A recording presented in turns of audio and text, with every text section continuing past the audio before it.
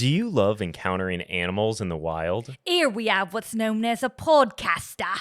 What Now, if we're careful not to spook him and slowly get into position. Keaton, is that truly supposed to be an Australian?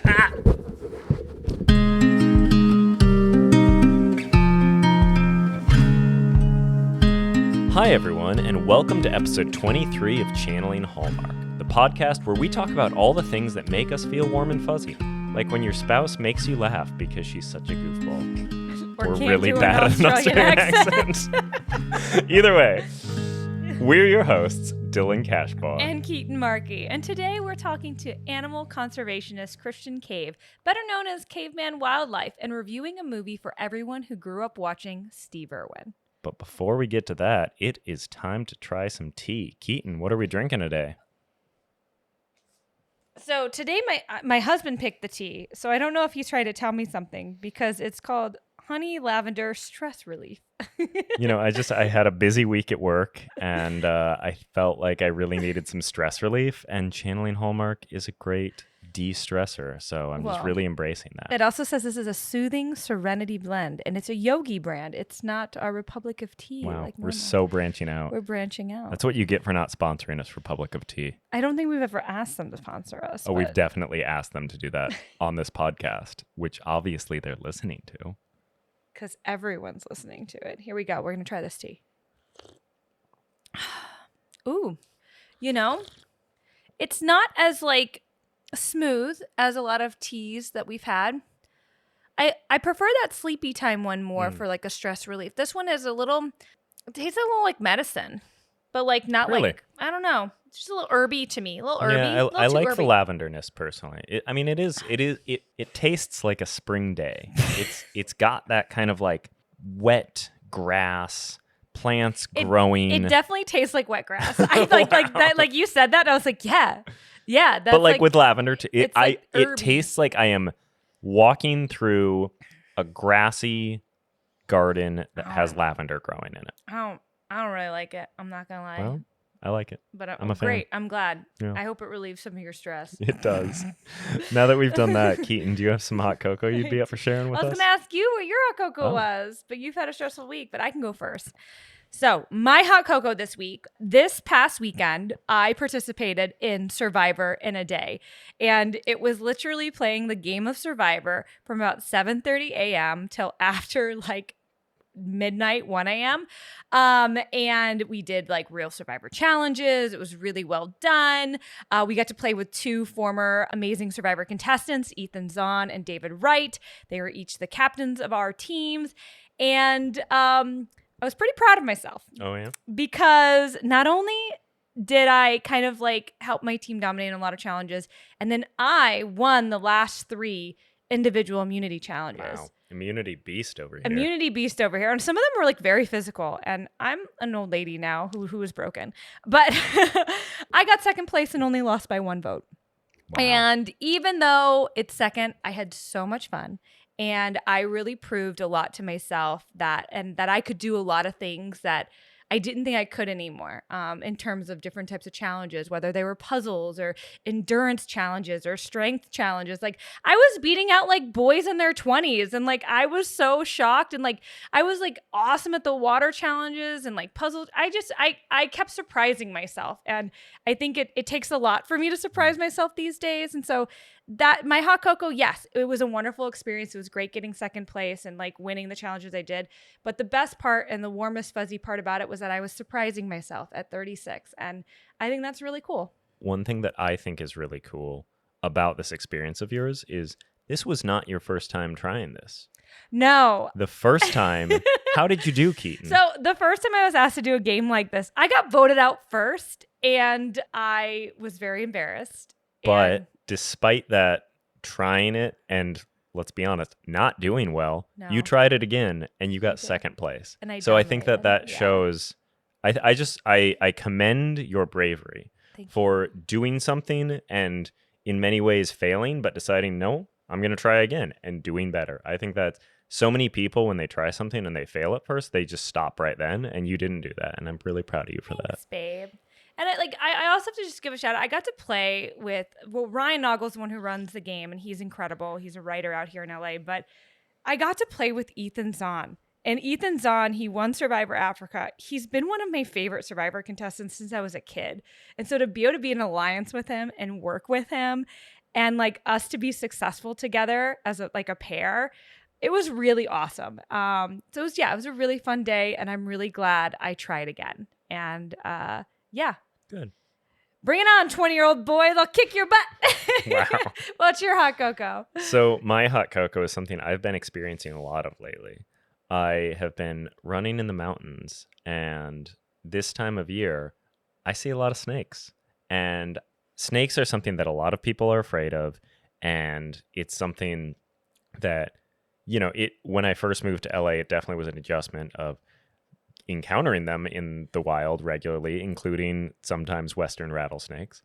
But it's something that I've come to really enjoy. This morning, I saw a nice little gopher snake on my run, said hello. It feels like I'm just, going through my local neighborhood, saying hi to my neighbors, and they don't bother me. I probably do bother them because I'm big and scary and I feel bad about it, but it still just makes me really happy to see them. You so I just want to appreciate. I don't touch the snakes. You just observe I from just afar, observe from and you afar, send me pictures. and I send you pictures. Except when they're 3.5-foot rattlesnakes, I wait to send those pictures until I get back home. Yes. And it's like, you didn't touch that, did you? And like the picture does not do a picture of a 3.5-foot rattlesnake does not do it justice. Mm-hmm. I must say. Mm-hmm. Well, that's awesome. Yeah. I like snakes. I'm glad. Well, then today's episode's perfect for you, right? It really is. I love today's episode. This is my favorite episode ever, and I just want to live in this episode all the time. I will say, I hope you stick around for the interview, because when I told Dylan that I had reached out to Christian, he fangirled and got so excited. He was like, "Do you think he'll do it?" And I was like, "We'll see." And when I told him that Christian was going to do it, you were just goobing, and you were so stoked. And I feel like you guys, you kind of are kindred spirits, because I think you both are drawn to the curiosity of kind of the creepy crawlies. And I feel like maybe in another life you would have done just what he's doing. If I were more interesting on camera, maybe I would have done that. But you know who is interesting? Who? Tell me. Steve Irwin. Only the most warm and fuzzy Oh my person on gosh. my screen in my whole life. I love him so much. And yeah. This week, we watched Crocodile Hunter Collision Course. Keaton, can you tell us about this amazing movie? Let me tell you, and this was awesome. We have to give a shout out to Christian, our guest, because he was the one who recommended that this was his most warm and cozy movie. And we were like, oh my God, I don't know if we've even seen that. So we decided to watch it, and there are no regrets there. But let's talk about it. Crocodile Hunter Collision Course. Steve and Terry Irwin are just doing their thing, traveling Australia and finding local wildlife to rescue. But when a CIA satellite explodes and an important piece of equipment happens to land in Australia, some reasonably inept agents are sent to get it back. Little do they know that equipment was immediately swallowed by a crocodile. So naturally, Steve Irwin is there to try to save that crocodile for completely unrelated reasons, mistaking the CIA agents for poachers. This John Stanton directed movie sounds ridiculous, and don't get me wrong, it absolutely is. But it's also kind of fantastic in that it somehow feels like an extended episode of The Crocodile Hunter, combined with a goofy spy storyline filled with fourth wall breaking humor and fascinating animal facts. So Keaton, did this movie bring you as much joy as it brought me, or do I just get a weird enjoyment from watching a man in tiny shorts jump on crocodiles? I don't know if you should admit that, but who doesn't? If you don't get joy from that, then what's wrong with you? No, because I completely forgot what this movie was, and as soon as we started, I was like, oh, this just feels like an episode of The Crocodile Hunter.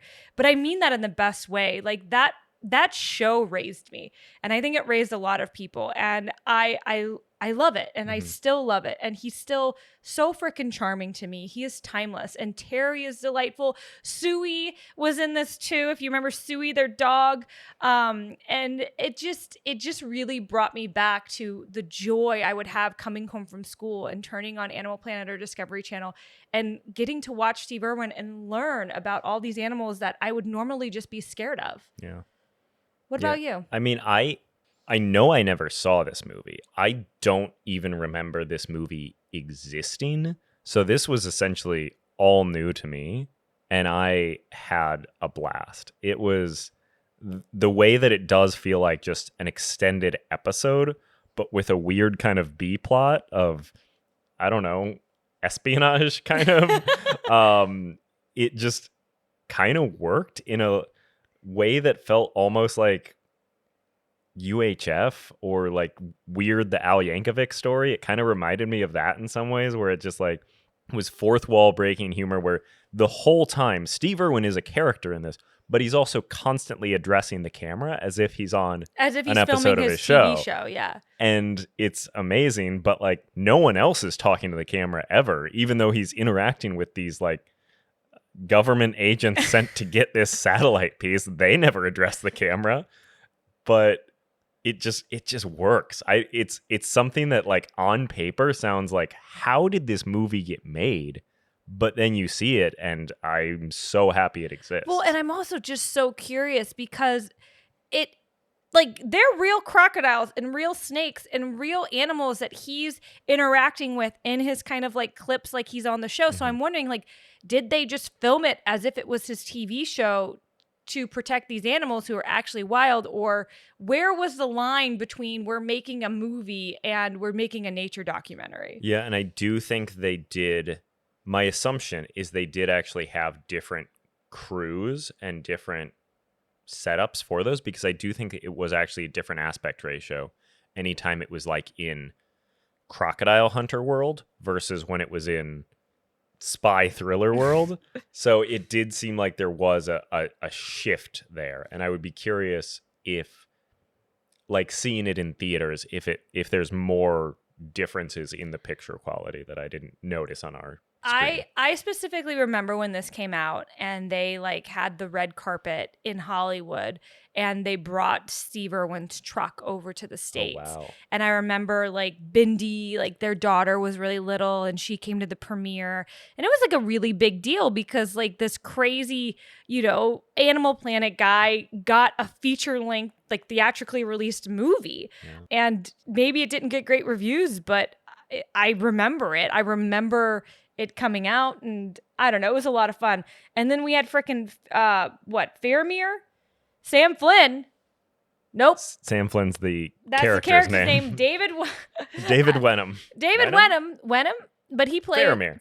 Yeah. I was like I love watching, like revisiting these old movies when we do this show that I haven't seen in a while, and like there's these random actors that pop up and you're like, oh my God, that's so-and-so from so-and-so. I think when we started this movie, you said, do you think there's going to be anyone that we recognize in this? And then 2 minutes later, Faramir's on our screen. It was great. And then we're like, did he do this before Lord of the Rings or after Lord of the Rings? And this was 2002. So I guess obviously depends on when they shot this, but it was definitely shot after Lord of the Rings. Now, did it shoot before or after Lord of the Rings was released? I don't know.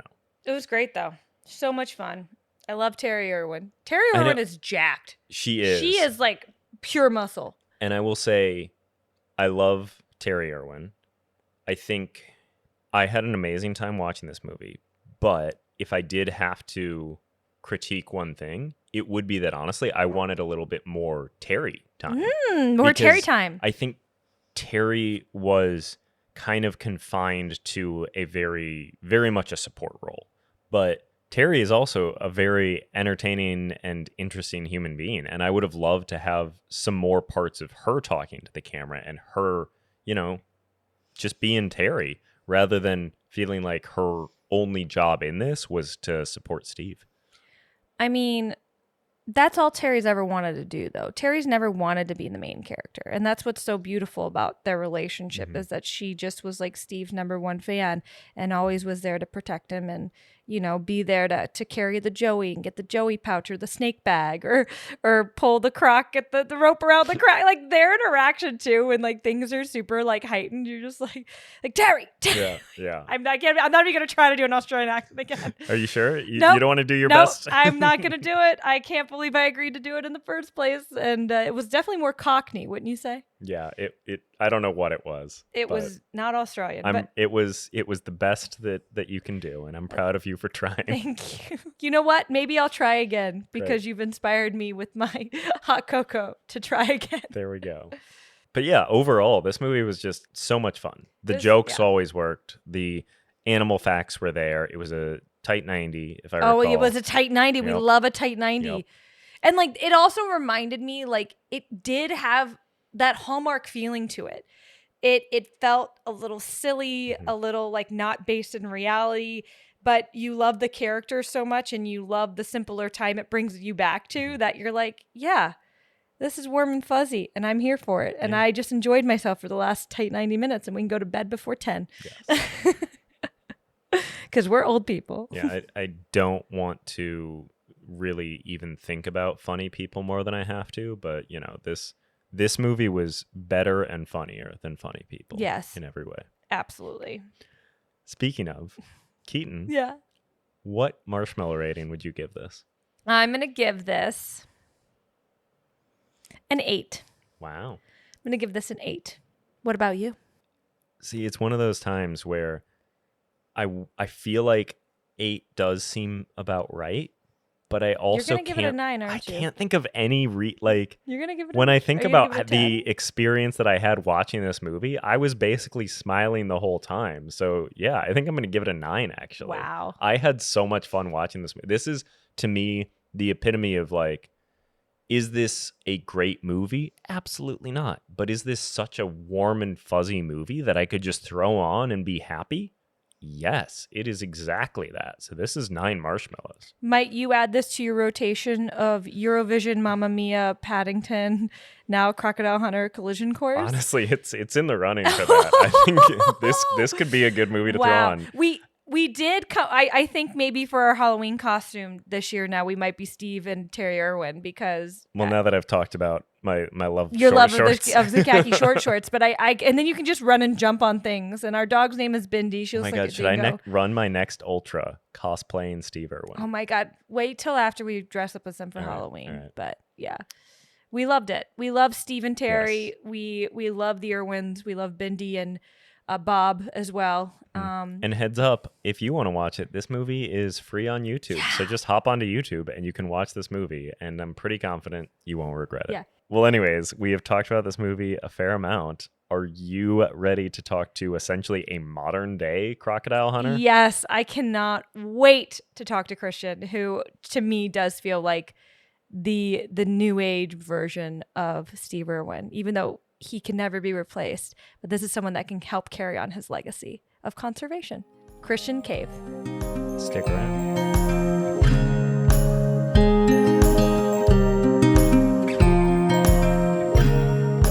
If you're enjoying this episode of Channeling Hallmark, take a moment to leave a rating, review, subscribe. As an independent podcast, that's the best way to help us to reach new listeners. And we love when you guys leave comments, let us know what you're thinking, give us feedback, whether it's positive or negative, just keep it cozy. Thanks for listening. Now back to the episode.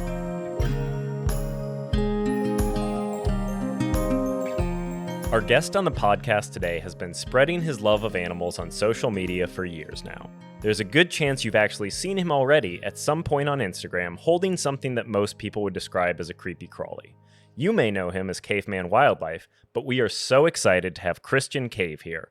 Welcome to Channeling Hallmark. Welcome, welcome. So, Christian, what made you kind of fall in love with animals initially and kind of now want to make your career all about animal advocacy? You know, from what my parents tell me, just growing up, I was a lot unlike my siblings.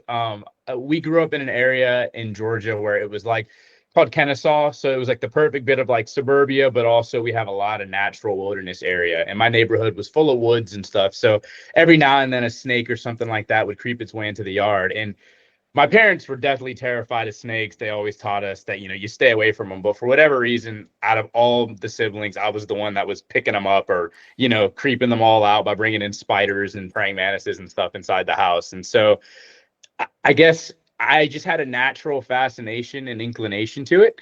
And then when I was in school, my teachers sort of really like, they were great. They really like drove into that and were like, well, hey, like you should check out herpetology, like the study of reptiles and amphibians. And whenever I'd go to the library, they were giving me the new snake book that came in that week or something. And so that just kind of fostered my natural curiosity for all this. And I kept freshwater fish as pets and praying mantises as pets and all these weird kind of bugs and creepy crawlies. No snakes. My parents didn't allow me to have snakes, but I was able to have all types of bugs and fish and stuff. And that got me into learning scientific names and like studying how to keep them alive and stuff, which in turn, for some reason, I remembered later on as an adult. And yeah, that's just kind of, I guess, how I got here today.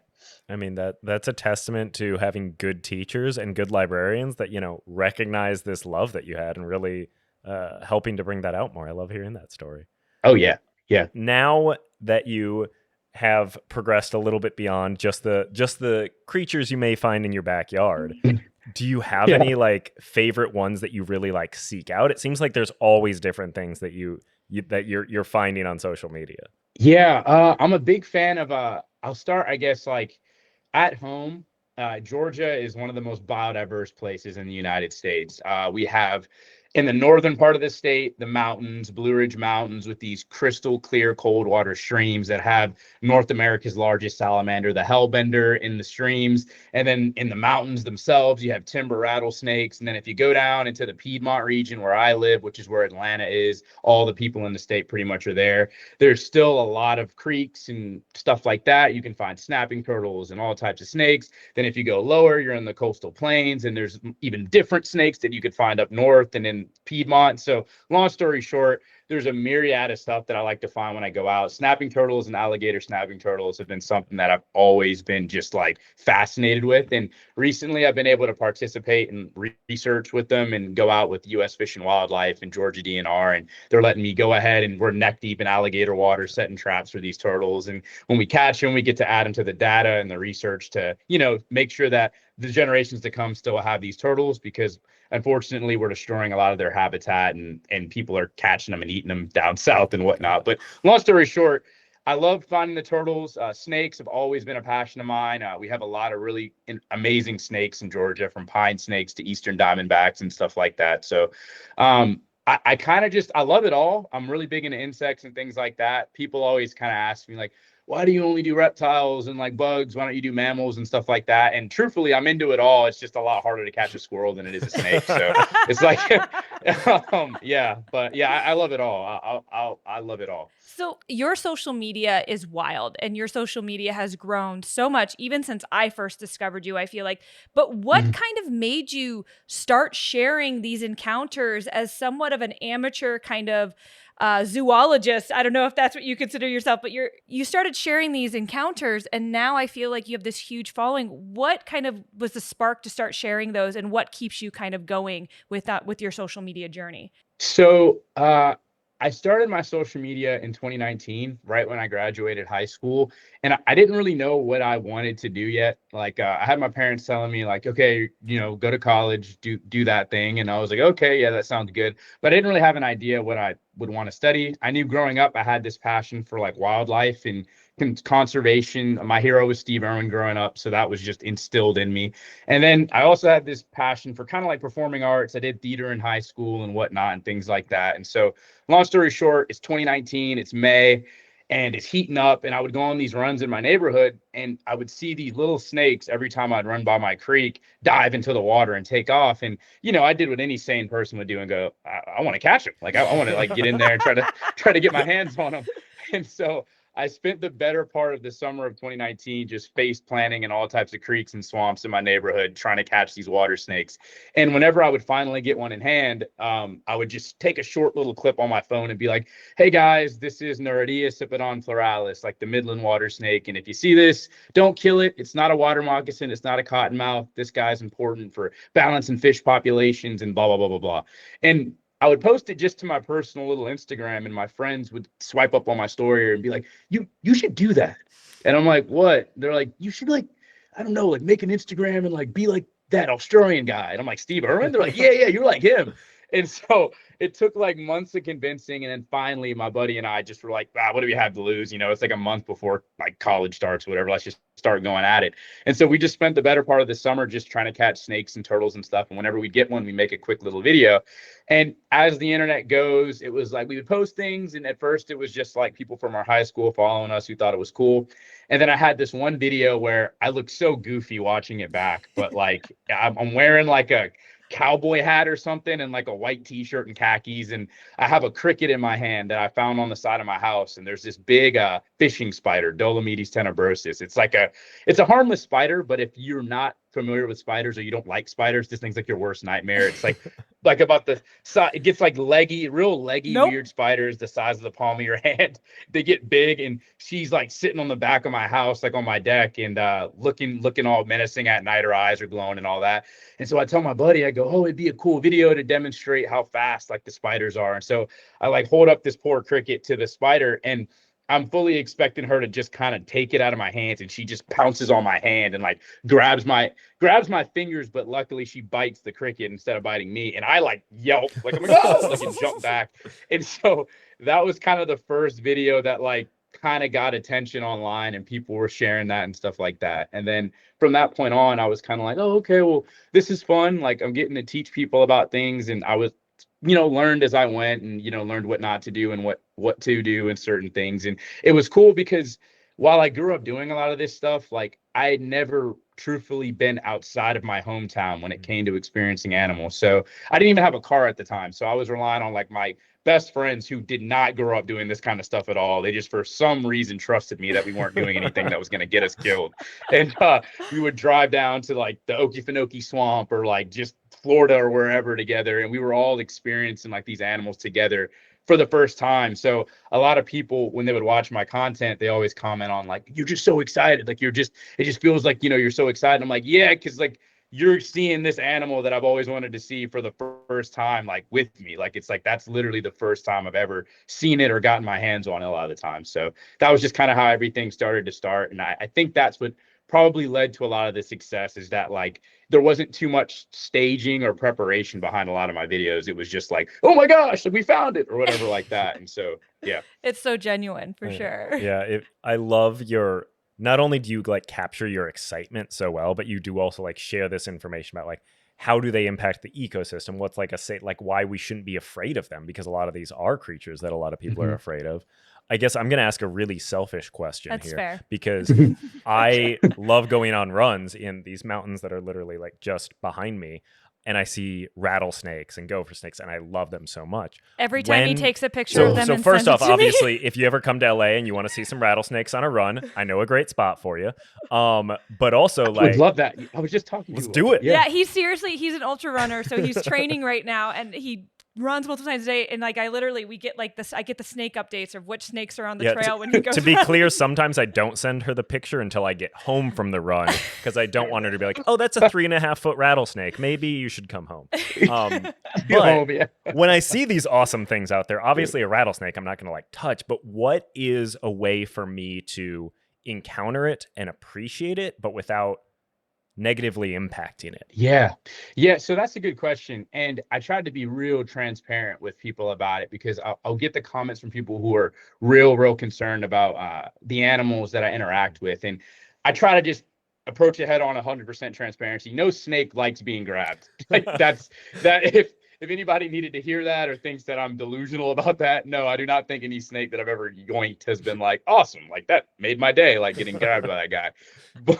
But I do have experience and have worked with certain reptiles to the point where I understand how to handle them the right way. And I usually try to keep my videos to just one take. So oftentimes what you're seeing is me doing that take, and I've interacted with the animal for maybe 5 minutes or something like that, and then let it go on its way.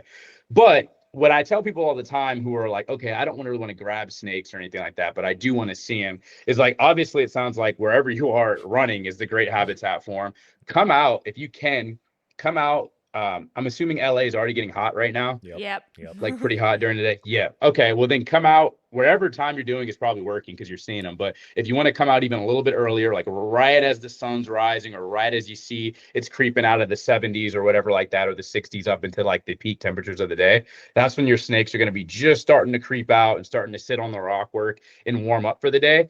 And I'm telling you, from what I've noticed, I know Western rattlesnakes have a little bit more of an attitude than the ones we have here sometimes. But from what I've seen and from my friends who have dealt with them too, most snakes, once you've been around them for long enough, they kind of start to go, okay, I don't trust you, but you haven't messed with me yet. So I'm going to continue on doing whatever I'm trying to do. And so if you want to see them up close, I always tell people, give them, 5, 7 feet of distance. You don't want to be all up on top of them because most of the time that's going to cause them to just kind of freeze and be like, okay, let me camouflage. But if you're respectful of their space, you can watch snakes do everything from hunting to just crawling around to sunning themselves. They're really passive animals. There's like no snake that you're going to just get 5 feet from it. It's just going to leap off the ground and try to attack you or anything like that. So I always tell people the same thing with snapping turtles or anything else. Like if you're real quiet and you're calm and you get by a lake or a pond where snapping turtles are, they're so shy. Like they'll come right up and swim around and you'll get to see them hunt in the grass and stuff like that. They're not going to come after you. They're not going to come out of the water and try to attack you or anything like that. So I always encourage people like, yeah, get out there, get up as close as you can to them, but within moderation and respect for the animal, especially if it's venomous. You might not want to get right on top of a rattlesnake. But yeah, no snake's just gonna go out of its way, to just start chasing you or something like that. It's not like Anaconda or Lake Placid where it's coming after you. Yeah. No. Have you? I know you told us the spider story, but have there been any other kind of close encounters that you have had that you're like you look back on and you're like, man, I got lucky that time, or something like that? Oh. Yeah, I'll go with the biggest and most obvious one for anybody who knows me watching this.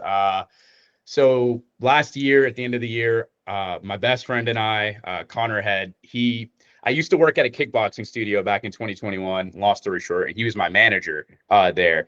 And he started off as being a hunter, like he grew up hunting and stuff like that. So he wasn't scared of the outdoors or getting dirty or anything like that. But when I first started working there, he started to hear through the grapevine from like members or like other coworkers that like, that dude you hired like catches snakes, right? And he's like, what, like he like kills them or something? He's like, no. Like he catches snakes and like films himself like talking about them.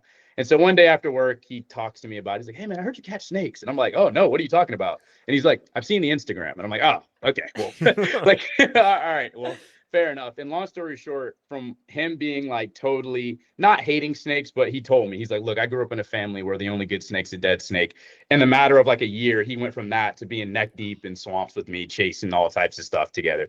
And so he's like the only guy I trusted on this big mission. And basically the big mission was I wanted to go to the Amazon rainforest and catch a giant anaconda and film a documentary about him. I wanted to do something that I hadn't seen, which was somebody truly hand catch one and measure it. A lot of the times people will see big anacondas from a long distance away, and because they're so big and intimidating, they'll be like, oh, that snake's like 25 feet, 1,000 pounds or something crazy, but it's really like 15 feet and 150 pounds or something. So I wanted to land one, secure it safely, measure it, and let it back go. And so long story short, this is the only guy I trust to help me do that because it was a big expedition. So we catch the anaconda, we finally have it secured, and I don't ever grab snakes by the neck. There's a great interview with Steve Irwin, and he's talking about it. And he's like, yeah, Mike, like, how would you feel if I just grabbed you by your neck, Mike? Like, it's so aggressive. Like, you wouldn't trust me after that. And I'm like, yeah, like, I've always felt the same way. It's like, people are like, why don't you ever pin them by the neck? And I'm like, well, then the snake's never going to calm down or kind of relax with you. After that point, it's like, dude, you just grabbed me by the head. And so to get an anaconda, because this was a 19-foot, 2-inch snake that was well over, I say 250, but it could have been over 250 pounds. And she was very big and strong. I had to grab her by the head. And so the minute I had her secured, I let her head go because I don't like it. And that was a little bit of a mistake. A lot of people told me, like, if you land a big anaconda, these are people who have kept them in captivity before. They were like, do not let your guard down. They were like, I know you don't like holding stuff by the head, but they were like, trust me, it's going to act calm. And then when you least expect it, it's going to explode. Like, that's how they work. Didn't listen. I got comfortable. And so in the video, you see me like, I kind of like, okay, guys, this is Eunectes marinus, the green anaconda, the largest snake in the world. And here, I just wanted to show how they have this beautiful, it almost looks like mascara, like these orange markings on their eyes. And I go to pick her head up, and she just explodes off the bottom of the boat towards my right hand. And I moved that out the way, but I didn't realize how flexible her neck was. So she just turned over herself and nails me like right here on my left forearm. And for people who don't know, not all snakes have fangs. Only venomous snakes have fangs. But with boas and pythons, they have a lot of razor sharp teeth that curve towards the back of their throat, so that when they're grabbing food, it's pulling it towards their throat as they want to swallow it.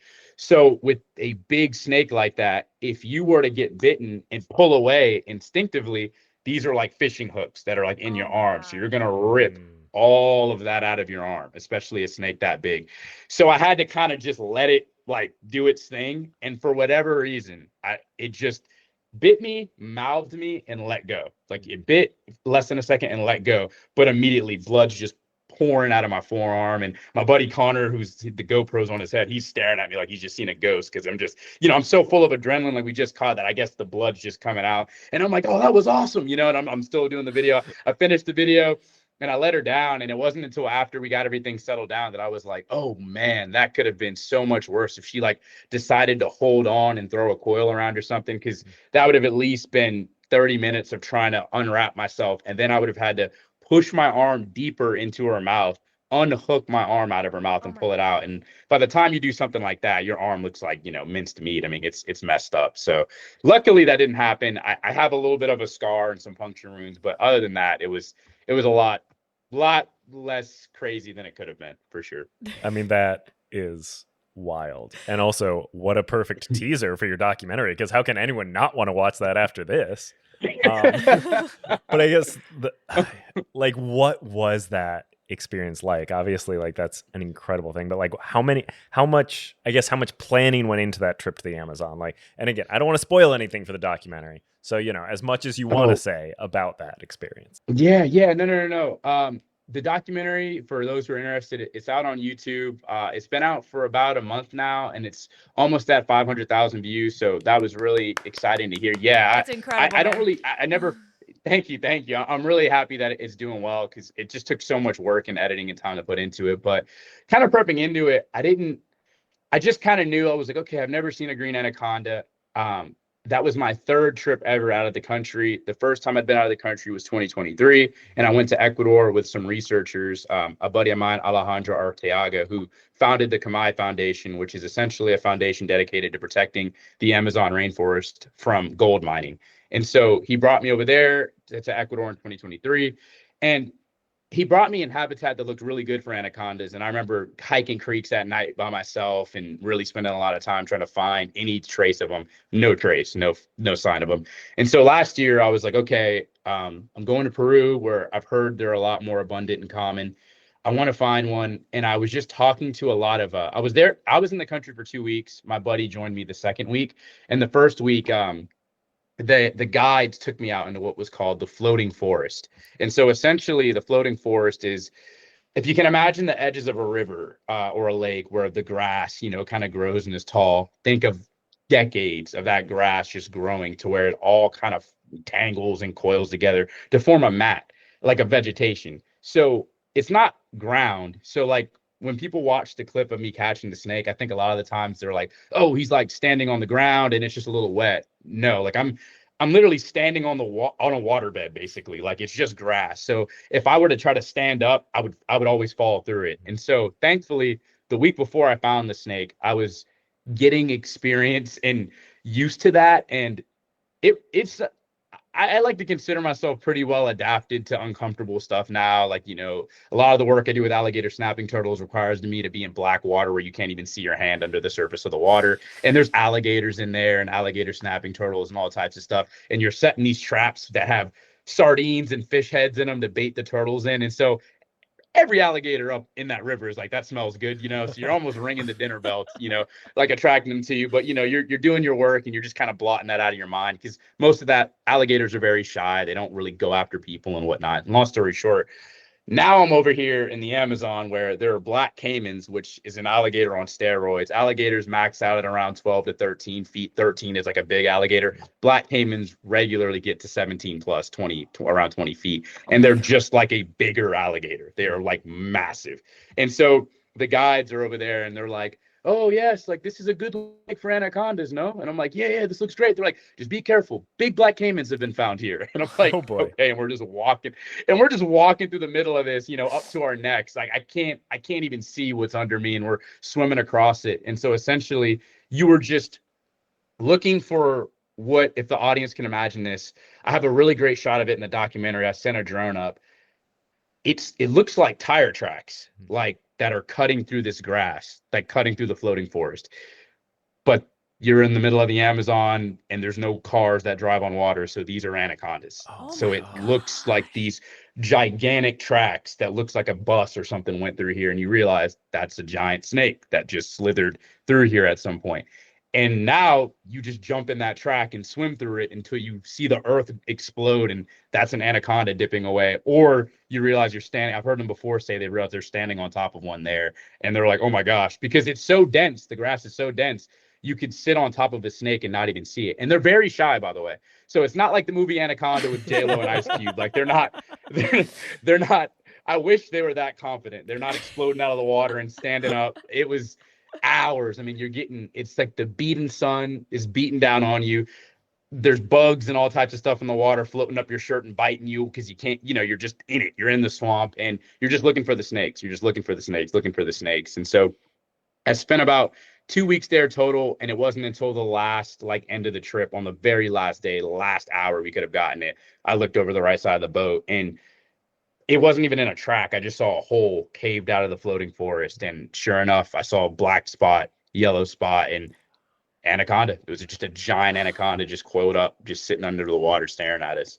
And so, yeah, it led to that. But yeah, it was definitely the wildest thing I've ever done. That's incredible. That I just cannot wait to watch. I'm like, as soon as we get off this call, I want to just put the documentary on. So cool. Was that kind of like, I mean, I guess, well, was this your first time really doing like this really big trip just to see a specific animal? And if so, like, how do you feel like, was that a life-changing experience? That's a great question, because a lot of the times I feel like people watch my videos and they think, oh, this is easy. Like, or like, this guy must be somewhere where like he's just finding all this stuff. And I'd say it's like 60-40, like 60% of the time I'm not finding, especially when I set a target, like I want to see this snake, unless I just know that spot is like the honey hole or something like that, which is rarely the case. I'm usually not finding what I was looking for. I'm usually just trying to go out there, and whatever I find is whatever I find. So already the fact that I set this trip in particular as we're going for this specific snake, and we don't want a 5-footer, we don't want a 2-footer, like we want something 10 foot plus was like my goal, because up until that point, the biggest snake I'd ever caught was a 9-foot Burmese python in the Everglades. And I thought that was huge. I thought that was like the biggest snake ever when I caught her. And now looking at it, that's like a spaghetti noodle compared to an anaconda. Like it's not even the same. It's not even like the same caliber. But long story short, so I already felt like this pressure and this weight, like coming into the trip to find the snake. And it was even crazier because, like I said, it wasn't like, oh, we're looking for something rare or anything like that. Like anacondas are quite common. And as I would talk to more of the locals over there, they were like, oh yeah, like we see them regularly. Like you'll be out just canoeing and a big head will pop up and, flick its tongue out, look at you and just disappear under the river or whatever like that. Or like you'll be canoeing by. Yeah. Or you'll be canoeing by in the early morning and you'll just look over and there's a big mass of scales and it's just one sun in itself, like, early in the morning, and then they disappear in the midday. And I'm wading, like I said, through the floating forest, and I'm just neck deep in it. It was like you would just realize that, like, okay, like it's not a matter of if they're here, it's they're here. I just need to see it. Yeah. And it was like they're probably literally sitting under the surface of the water, just staring at me right now. Like, what is this guy doing? Like, who does this? Like just watching me walk through their tracks and walk through their basking areas, and they were hidden. And so when we finally found it, it was like, oh my gosh, like my heart was like exploding, because I'm like, okay, this is the snake. And now I'm like, okay, I've got to land it. And Then during the wrestling of the snake and I'm getting manhandled, I'd never experienced an animal so strong, like a snake that just swatted me like a bug, like threw me off of it and just was almost tipping over our canoe and all of this stuff. And then finally we get it. I get bitten and I'm like, okay, I kept my arm, like this is great. And then we finally go back and measure her, and then we realize she's 19 feet 2 inches, and we're like, holy cow, like that is like way bigger than we even thought we'd even see, let alone catch. And then seeing her slide back off into the swamp was probably the best experience of that entire trip, because it's a 19-foot 2-inch snake that I spent 2 weeks trying to find. And in like 6 inch, we released her on the edge of the river so she could just dip back off and do her thing. And in like the 6 inches of water that was like the shallower part of the river shore, she disappeared. It was like 19 feet of snake just disappeared like into the water. And then that's when it hit my buddy and I looked at each other and we're like, do you realize how many of them we probably walked right past? Like, or bigger, even bigger ones. I bet 20 footers, confirmed 20-foot plusers, like that we just didn't see. Like, this is like a snake like no other. This is like and it just hit us how like lucky and fortunate we are to have found that one and got that whole moment on camera and everything. It was like, wow, like it was like picture perfect how it all went together. And so, yeah, it was definitely the most rewarding thing I think I've ever done. And then seeing the documentary like come together, and I was really worried about like footage and stuff because I was trying to be in the moment and try to find the snake, but at the same time trying to, tell a story and remember that. So it's like we're getting destroyed by mosquitoes and bees and stuff. And I'm like, all right, guys, vlog update, like trying to like, make sure people are still talk about I'm having, like, a Instagrammers in the miserable wild, time. literally. Yeah. I felt like such an influencer. Like I'm having a horrible time, but I'm like, guys, I'm having the time of my life. Me and my buddy, we're loving it. Like, and like we're, at one point I was looking for this snake and I broke. I didn't realize these were even a thing, but I'm like lasered in on this snake track and everything's quiet. And I'm chasing this giant snake track through the jungle. And I just remember breaking a branch. And this, you'll see this in the documentary. I just break this branch and immediately it was like the back of my neck just had the most searing red hot pain, and then it felt like somebody just stuck an iron on the side of my head. And I'm like, I just start screaming immediately, slap my glasses off, and my buddy's hitting the heck out of me, and I'm like, what is happening? And I just hear him go, bees, there's bees all over you, like there's bees all over your neck and face. And so I'm running out of the jungle, like just screaming, I'm beating myself up, I'm getting stung all over. And finally I catch a breath and I realize that apparently there's these bees over there called caudachupas where like, they have a big nest that's like the size of a softball in like a tree. And if you get too close, they all flood out and sting you until you're far enough away. Like they'll chase you. Like they don't even just sting you and like leave you alone. And so my face is all swollen up. My head's got lumps all over it. My body's like on fire. And then I had to be like, all right, guys, we're going to keep looking. And like, we just, for the next 3 hours, we just are still beating around in the swamp looking for this snake. Like it was insane, like looking back at it. But yeah, we did it. You did. And it's truly incredible how much you've done just on your own. Like, I feel like funded by your curiosity, funded and motivated by your curiosity, funded by yourself, like, and kind of what all the work you've put into kind of your brand, what you're trying to kind of share with people. So what do you hope for in the future with not only like your animal advocacy, but with what you're doing as Christian Cave? Like, what do you want to be doing 5 years, 10 years from now with kind of this brand you have? Such a job interview question. I know. I'm yeah. No, that's a great question. It's something that I've been thinking about actually a lot more because things are starting to kind of grow, especially since the Anaconda. Like I've seen like a definite uptick in like just following and support. And I'm starting to think more about, if this is something I could do long term. And my plans have always been, if this makes it anywhere big or whatever that means, I'd eventually love to be able to buy a lot of wilderness areas, kind of like Steve Irwin said. It always resonated with me that he was like, the money that I get, I'm buying wilderness areas in Australia with it that developers can't touch. And the biggest threat to wildlife today, I think many people would agree on, and among things like poaching and wildlife trafficking, is honestly habitat loss and habitat destruction. Animals are really resilient. A lot of wildlife is really resilient, but it only is resilient if it has a place to be resilient in. And so the more and more and more we encroach upon, vital habitat, especially for things like amphibians and reptiles that sometimes literally need a specific niche. Like it can't just be, oh, we planted a couple trees in place of the ones we destroyed. It's like, no. That snake or that lizard needs that creek system that's getting destroyed. And if I can buy these wilderness areas like Steve talked about, it's like nobody can touch it. Like it's my area. And so I've talked with my friends in the Amazon who are researchers and things like that. And they're like, yeah, what we really just need is just land. We just need money and land that these animals can dwell in. And that if they're displaced from other areas where there's development, they can at least get pushed into habitat that's suitable for them. And I think that'd be incredible. And also, I'm still finishing my undergrad. At the university that I'm actually in. I'm in my university library right now.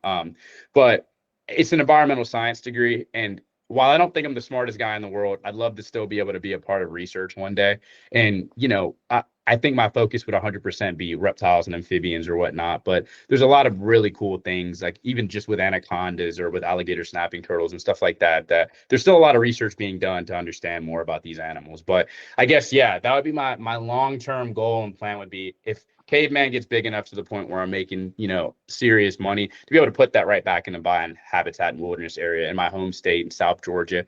We have what's called longleaf pine savanna. I did another documentary on the eastern indigo snake, which is like the most incredible snake in North America. It's a 9 foot long jet black snake that eats diamondback rattlesnakes for breakfast. And it used to be very widespread throughout the Southeast, throughout Florida, Georgia, and Alabama.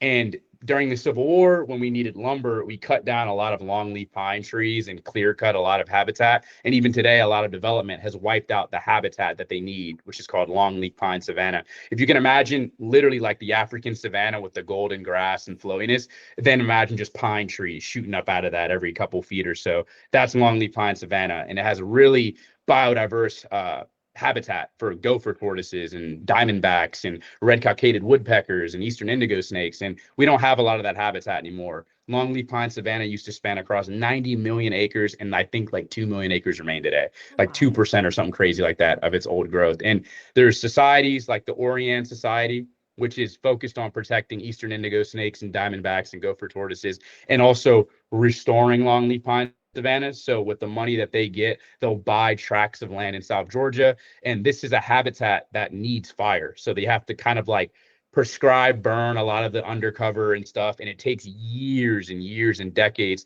for the longleaf pine savanna to come back. But they've done a really great job, and they're starting to see eastern indigo snakes become more abundant on their property sites and things like that. So if I can be any part of just being able to help them buy land and keep putting out more and more longleaf pine savanna habitats, so my kids can still know what an eastern indigo snake is, for years to come, that'd be pretty incredible. So yeah. That's awesome. Yeah. So anybody else out there, if you want to help protect animals, buy land, put money into land that nobody can mess with them if that land is protected. So they need it. And I'm sure you probably have like a list of these available, but we'll find some links that we can share that have resources for where you can donate for organizations that do this. Yeah. That's incredible. Also, now I really want you to just have your own TV show. So I believe that's going to happen. I think it's going to happen too. I felt the first time I ever found him, I was like, this guy needs his own TV show. Because I feel like you're like the perfect, I feel like you're the perfect kind of level between like, you can still talk to kids, but I feel like the way you talk about things, you're so infectious. I feel like adults would watch you too. And I think that's really hard to do. It's really hard to kind of be able to bridge those different demos. And I think you could do it. And, Steve Irwin, God rest his soul, he started something. And, I feel like if more people like you were out there to keep trying to help these animals that a lot of people fear, I think the world would be a better place. So, yeah, thanks for what you're doing, man. Thank you. So I guess one last thing that we'll ask you is one thing we do on this show is we do what we call share hot cocoa, which is something we experienced recently that just made us kind of feel warm and fuzzy and gave us a little bit of optimism about the world. And whenever we have guests on, we love to ask them if they have any hot cocoa that they've experienced recently, even if it's just something as simple as like, oh, I saw this Instagram post or saw this in the news, or something that happened to you that just made you a little more optimistic about the world. Oh, this one's a funny one. Or kind of, it seems like it would make me happy, but lately, with the anaconda footage, I've been getting a lot of comments here and there for people who are like, "You're an idiot! Like, leave that snake alone! Like, that snake, was minding its own business, and you jumped on its back and da da da."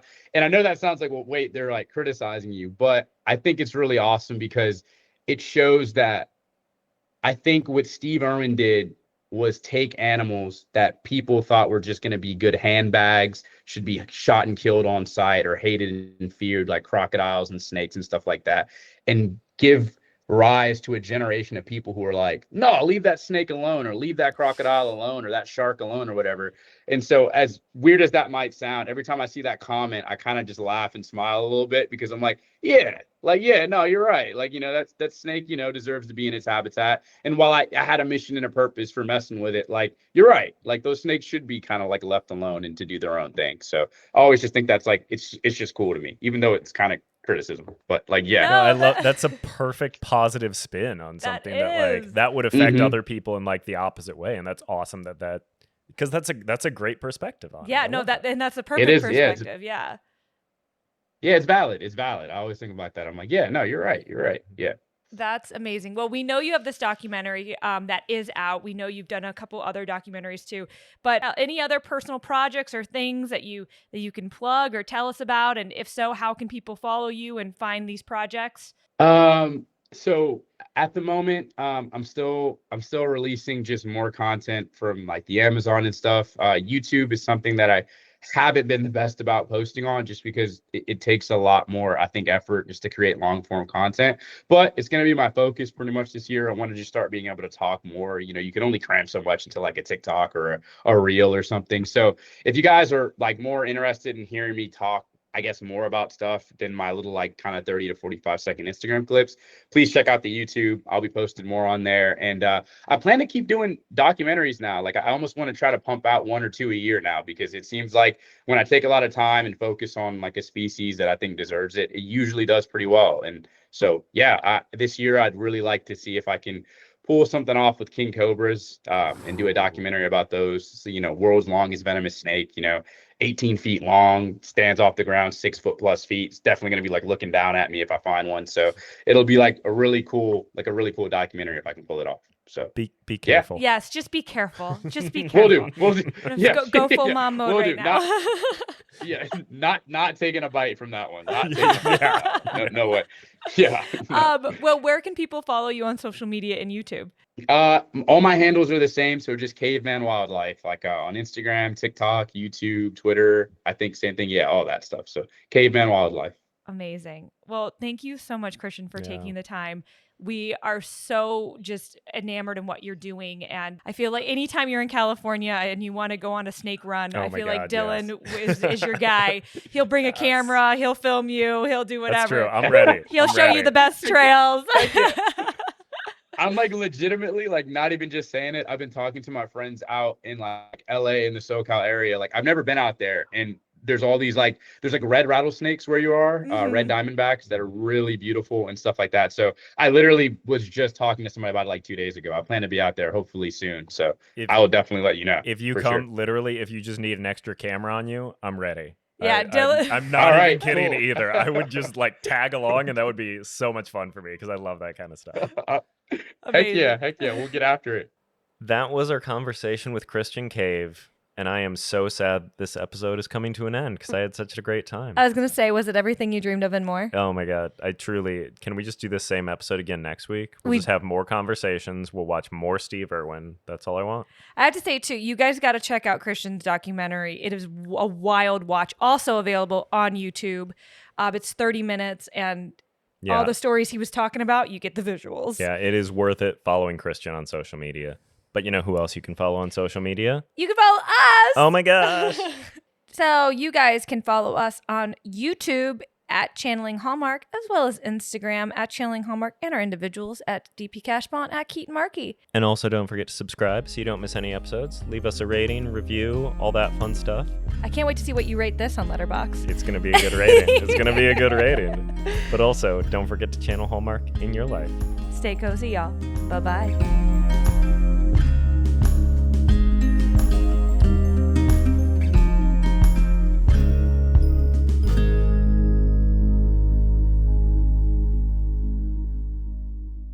Channeling Hallmark is an independently produced podcast and is neither sponsored nor sanctioned by Hallmark or any other entity. Thank you for listening.